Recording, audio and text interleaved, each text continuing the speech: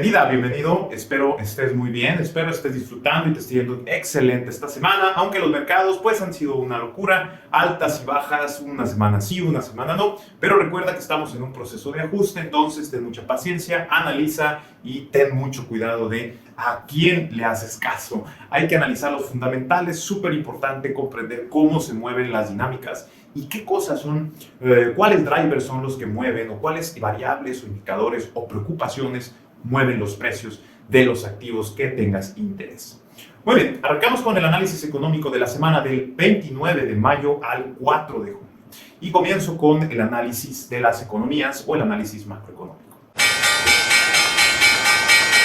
Bien, observamos que no hay cambios, todo continúa sin ninguna actualización. Por ahí un poquito Canadá tuvo una disminución en su proyección en cuanto al PIB, pero vemos que Francia, Estados Unidos, Rusia y Japón reportan una desaceleración, continúa la proyección que se vio anteriormente. Entonces, de alguna u otra forma esto va a impactar a México en futuros escenarios, no necesariamente en este momento. Hay grande expectativa, hay fuerte expectativa sobre México, pero ahí están los ojos sobre México para ver cómo va a tomar y qué decisiones va a tomar respecto a lo que está ocurriendo.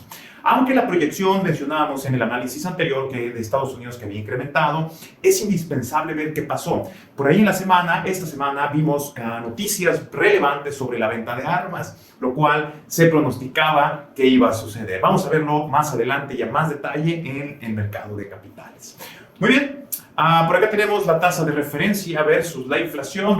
Vemos principalmente a las economías que tienen una tasa de interés mayor, acomodándolas un poquito de los movimientos a las que más pagan contra las que menos pagan, sin ningún cambio relativo. Por ahí solo Canadá tuvo un incremento en la tasa de interés. A 50 puntos base incrementó y aunque proyecta la misma inflación.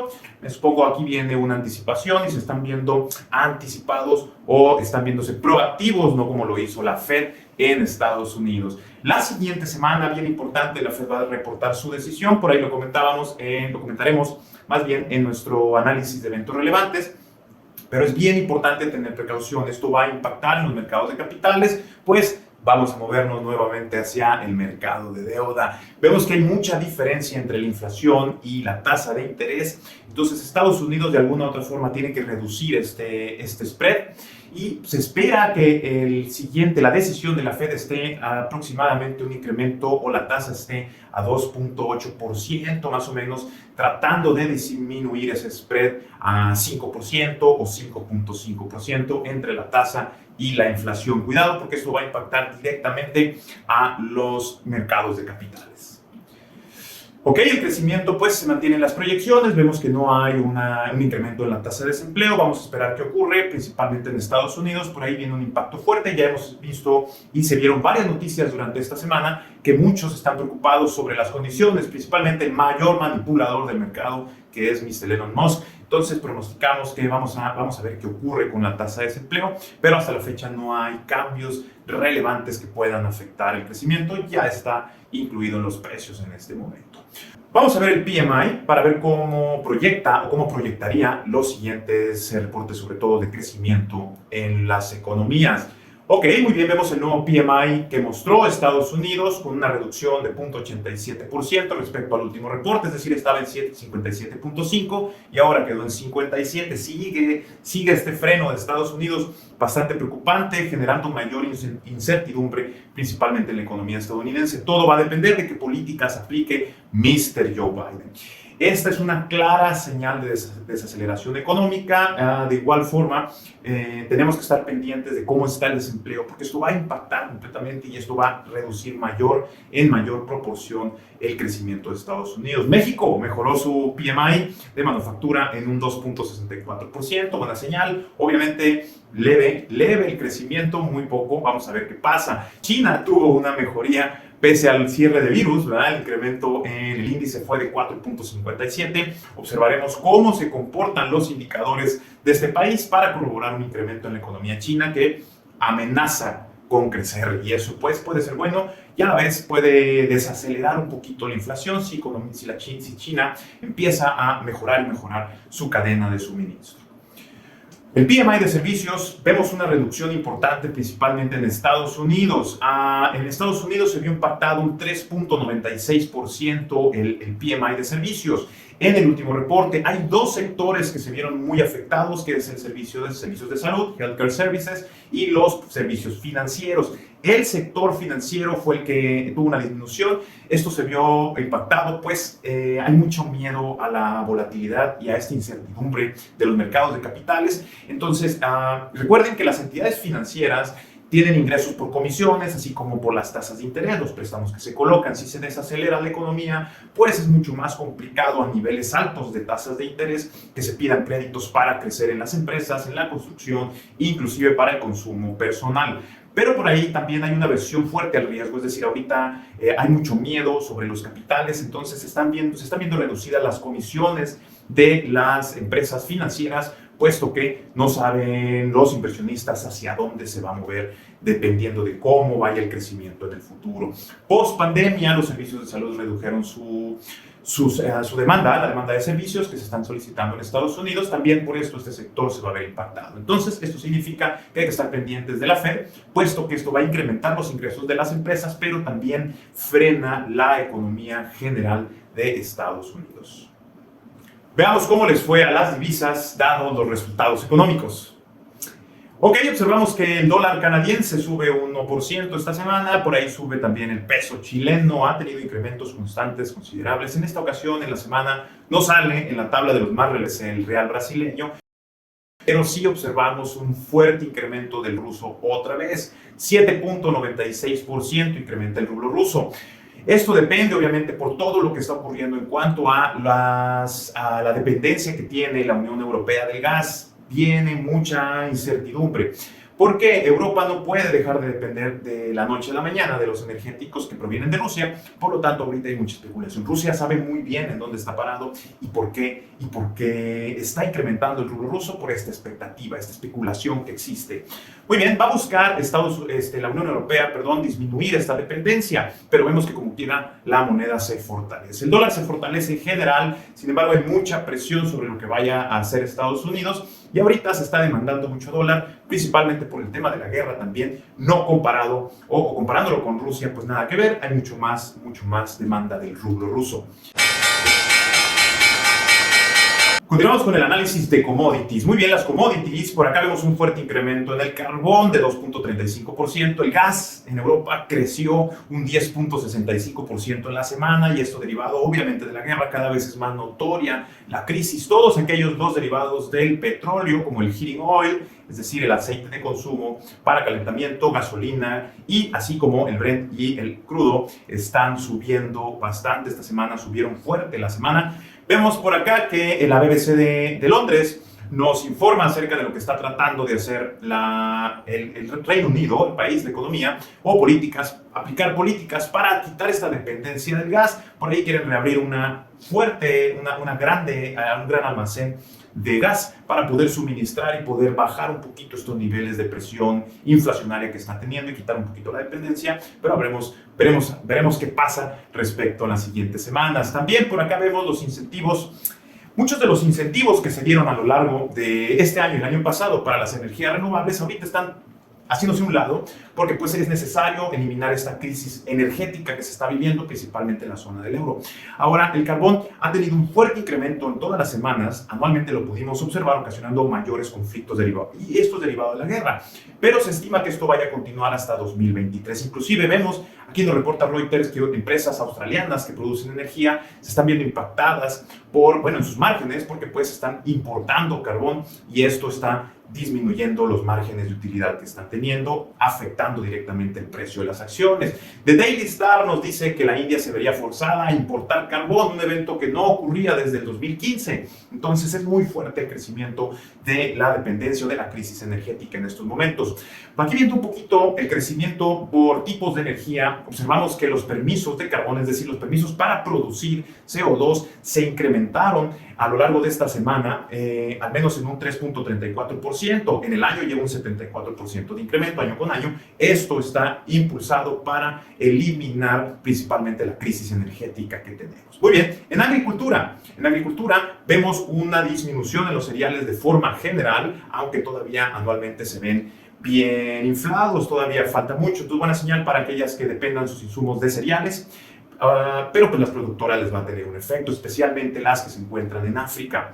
Muy bien, por acá nos reporta que todo este contexto por ahí se abrió la posibilidad de que ya Ucrania pudiera exportar cereales pese a estas condiciones de la guerra, y esto está disminuyendo los precios de los cereales. Buena señal para el mercado.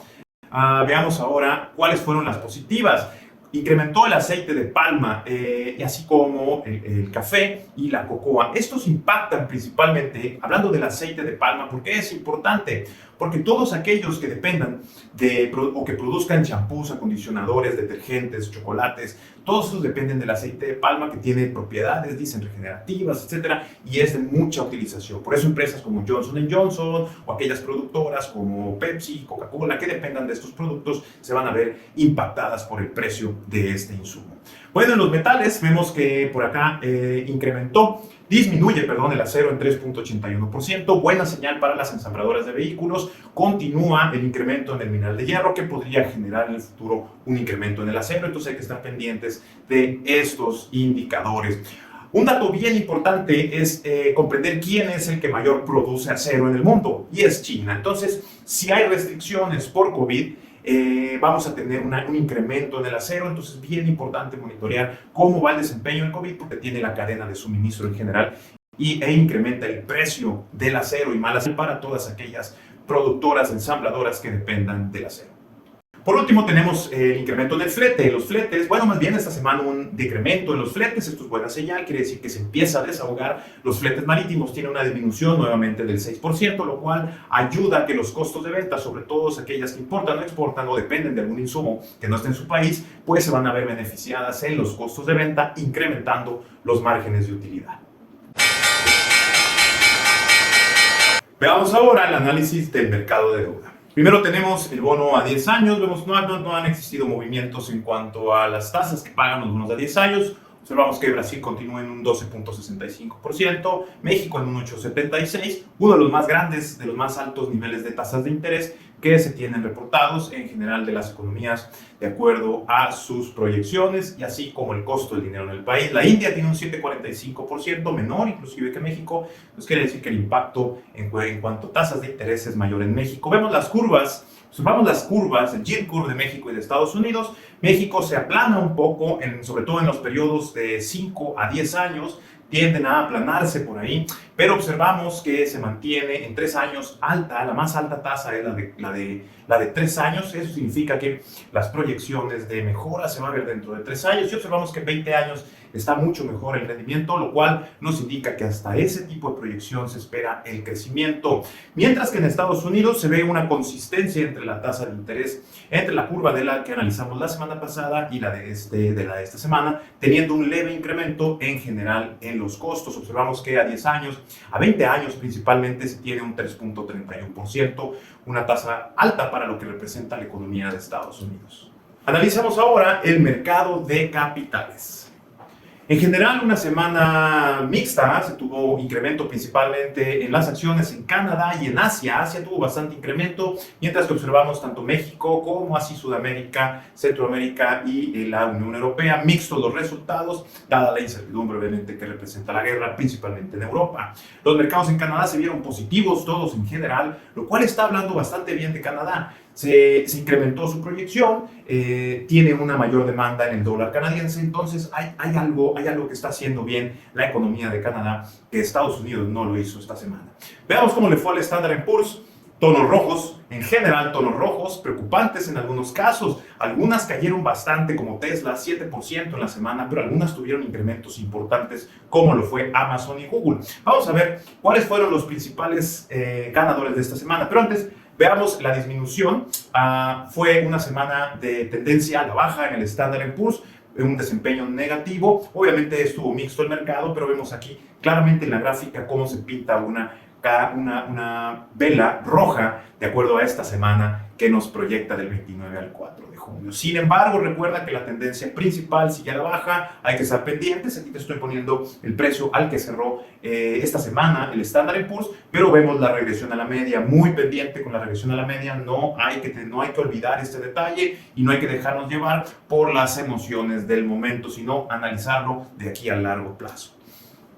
Veamos a los ganadores. Amazon fue uno de los principales. Salesforce, la verdad es que Salesforce, de acuerdo a las proyecciones que tenía de ingresos, venció o superó las proyecciones que tenían los analistas, pero la verdad es que es mucha especulación, pues esta acción tiende a ser muy volátil debido a la incertidumbre del mercado, sobre todo ahorita con el tema de trabajo home office, pues hay muchas restricciones y muchos directivos ya no están viendo de la misma forma el trabajo home office, así como las contrataciones. ¿Cuál es el negocio principal de Salesforce? Pero Amazon tuvo un evento importante, va a tener un evento importante la siguiente semana, es decir, ¿por qué subió esta semana? Amazon reportó el 25 de marzo, reportó a sus inversionistas que iba a realizar un split en mayo.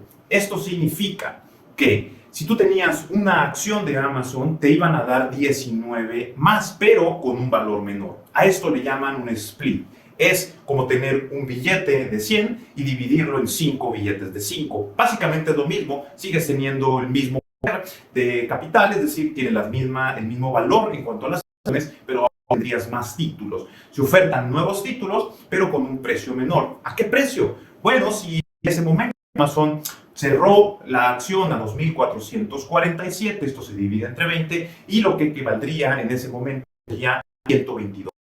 Vamos a ver cómo arranca la siguiente semana, pero la semana fue positiva para Amazon debido a este evento tan importante. Si tú tenías acciones previo al 27 de mayo, eso significaba que ibas a estar en el juego de esto, pero en realidad no tiene un efecto importante, ya que tú inviertes la misma cantidad por más acciones ahora en este caso. Entonces arrancará la semana con un nivel de precios de Amazon, lo cual bien importante. De aquí en adelante va a tener mucho más movimiento Amazon. ¿Qué es lo que quieren y para qué quieren dividir las acciones? Para que sea más líquida la acción, es decir, que mueva mucho más, que tú la puedas comprar, que yo la pueda comprar, así como yo la pueda vender con mayor facilidad o tú la puedas vender con mayor facilidad. $2.447 por acción es un precio elevado, lo que la hace menos líquida en el mercado y menos llamativa para estar con movimientos en mayor proporción. Entonces, el efecto, debido a este split que hizo Amazon,